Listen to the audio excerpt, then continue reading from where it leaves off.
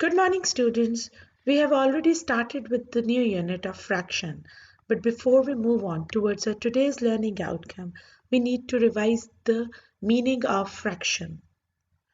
Fraction means a part of a whole, a portion which is not complete. For example, if we had a full quantity, but it's no longer complete, then we need to express that quantity, the leftover, in the fraction form or a decimal form. For understanding the components of fraction, we will take a simple example. Let's have a look at this graphical representation. Here we have a circle which has been divided into 8 equal parts. So the total number of parts this circle is divided into is 8. So 8 is the lower portion of the fraction which is known as denominator. So let's label it along. 8 is denominator. Denominator always represents the total parts of one whole. The total part a whole has been divided in. And the colored portion of the circle, 3 parts of 8 are colored. So the portions which we are talking about, the ones which we have or which the question is related to, forms the top portion of the fraction which is known as numerator. So let's label numerator as well. These are the two components of a fraction.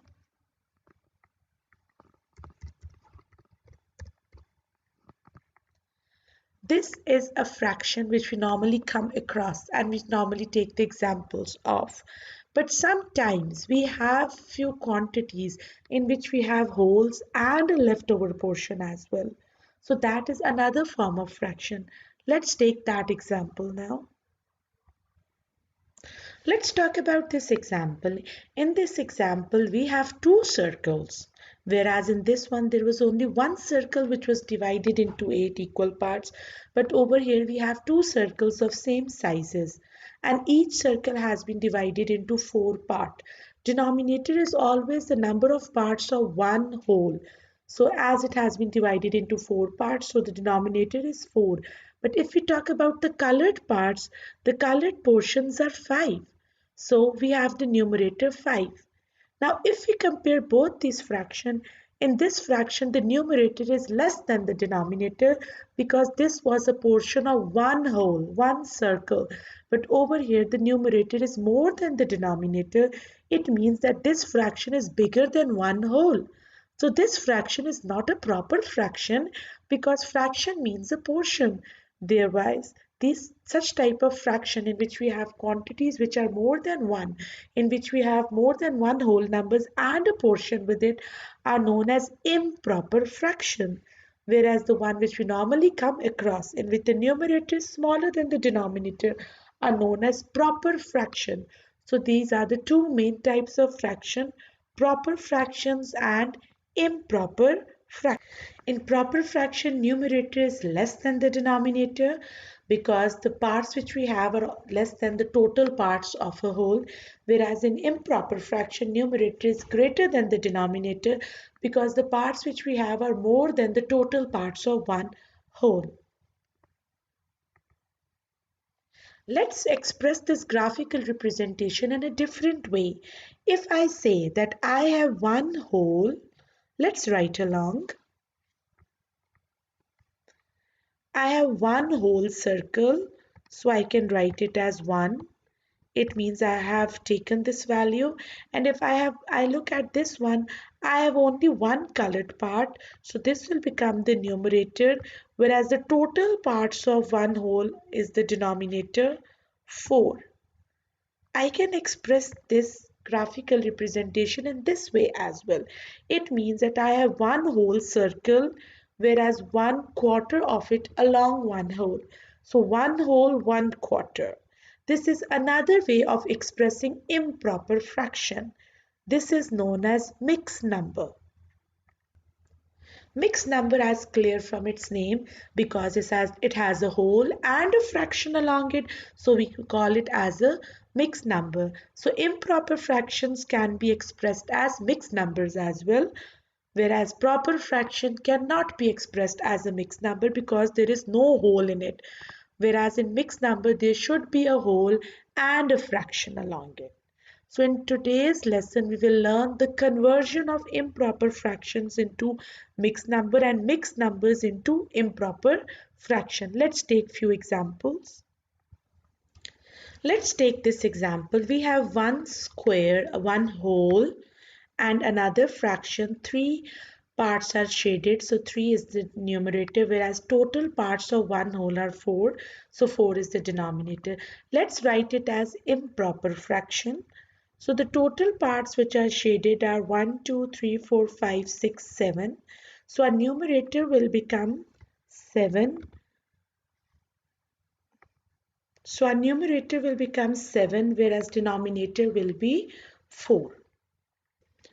First of all, we will discuss the rules of converting a mixed number into an improper fraction. So for this, we will take an example of a fraction. We have 2 whole 3/4. If we are asked to convert it into an improper fraction, there are two simple steps which have to be followed. First of all, we begin with the denominator, multiply denominator with the whole. The answer you get, you will add that answer with the numerator. Let's do it. 4 into 2 is 8. 8 plus 3 is 11. So the new numerator will become 11, whereas denominator will remain the same. So 11/4 is an improper fraction of 2 whole 3/4. So this is how we convert a mixed number into an improper fraction. We will quickly take another example to check if we have understood or not.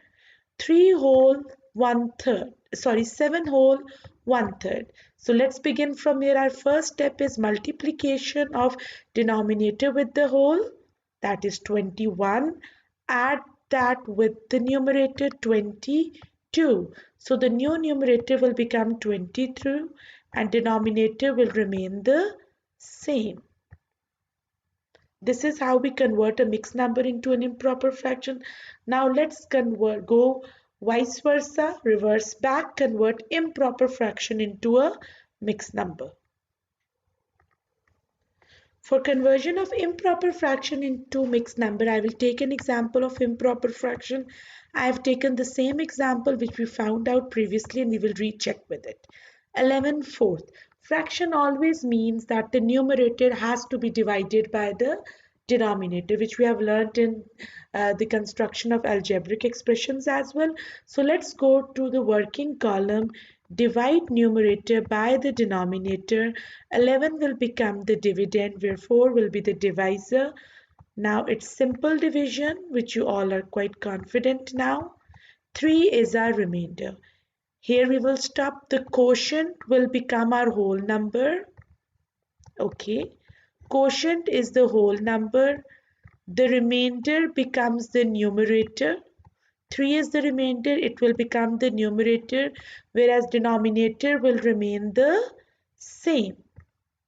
Okay, if you observe from our previous example, we have done the same. 2 whole 3/4 and we got 11/4, and when we reversed back, we got the same answer. Let's take the second improper fraction and solve it, convert it into a mixed number. Okay, so let's write it. It is 22/3. So what are the steps for converting improper fraction into mixed numbers? Simply go to the working column, divide the numerator by the denominator. It's simple division now. Here we are, our remainder is 1. The quotient becomes the whole number. Remainder is the numerator, whereas denominator remains the same. And now let's check if we have done correct or not. 7 whole 1/3. Yes, it was 7 whole 1/3. I hope you have understood the conversion of improper fraction into mixed number and mixed numbers into improper fraction. But a lot of practice is required.